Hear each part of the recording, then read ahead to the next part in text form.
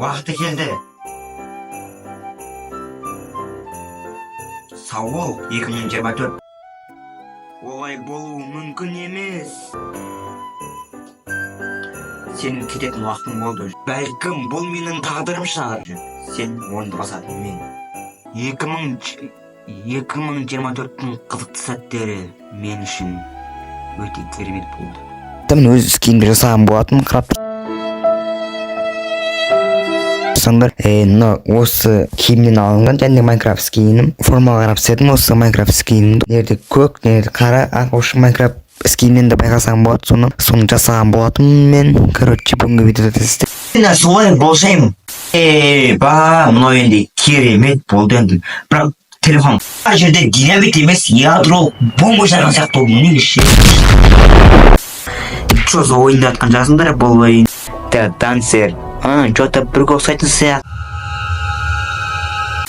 Ойба, жабысып қалдым, неба. Бес болып қалдым. Так, мына жерде ойба, жетіп қалдым ома. Бірақ мен қарсы емеспін. YouTube көру маған әрқашанда қызық. Ал менің арнамда бар жоғы 3 қана жазылушы. YouTube'да дамуыңды шешетін басты фактор видео жүктеп салу. Сен мен естірсің бе өзі? Кім айтты саған ютубер болу оңай деп? Ха.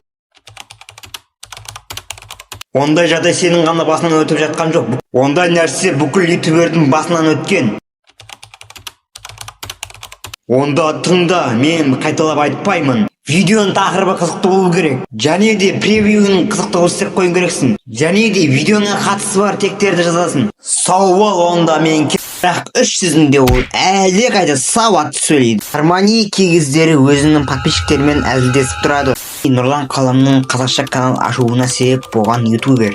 Қаншама боқты сөздер кетіп жатыр, енді қайтем аңыраватқан мемді. Шынымды айтсам, маған тикток далбан